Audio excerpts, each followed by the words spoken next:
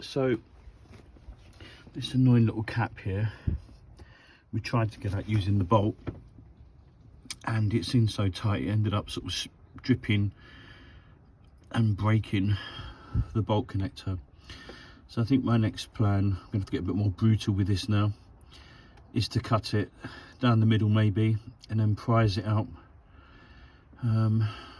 Yeah, it's going to be fun, but I think that's the next thing we're going to have to do with this one.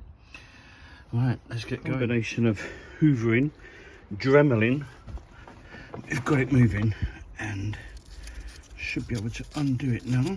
You can see it turning, and yeah, we'll get that off and replace it with a new one with a seal. So one down, and then these three little ones to go. This is the port, and that's the seal.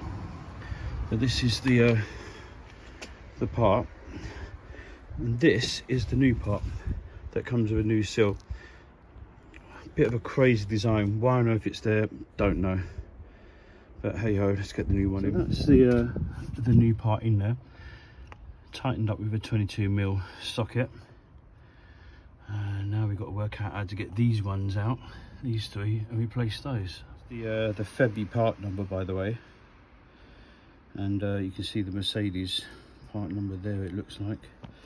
But just have a look at this. This is the gasket, and you can see it had flattened over time and decided to leak, along with the actual screw plug itself corroding.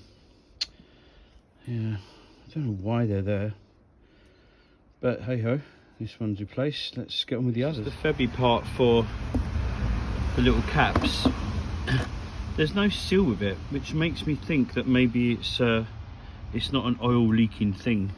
It's the one we've just done that was causing the oil leak. But yeah, very interesting. Don't know if it's worth still trying to get the others out. Maybe I'll try one, see how hard or easy it was, and then decide. Use the Dremel to make a little hole, and I'm going to use a screwdriver to then try and pick it out. I mean, that's my plan. Let's see if it works. The way I've dealt with this is to in the end use a hammer on the inside edge of one side, which then sort of makes it sort of push in one end but pop out the other end, breaks the seal. So yeah, and I think with putting a new one back in, I'll use a socket around the same size as the part to hammer that in, and probably put some Mercedes Loctite around the edge as well to make sure it don't leak. So yeah, going well. So I'm going to put a small amount of Mercedes Loctite onto the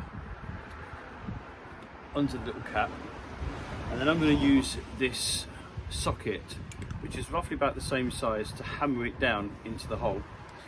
So let's see how that goes. Okay, so the Loctite is on. So I've got my socket. I'm going to put it over the plug. I've got a bit of wood, and now we're going to hammer it in gently.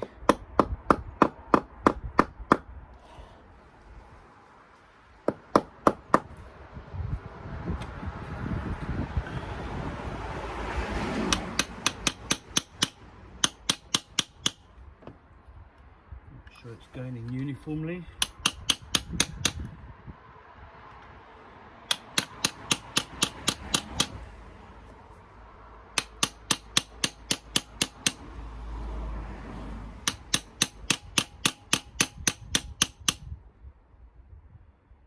Looking good.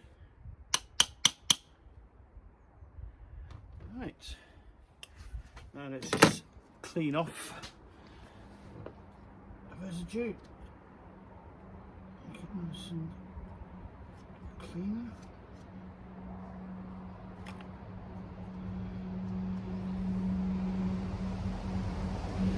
Done. See, that one's now in place. So now we move on to the other two. Let's see how that goes.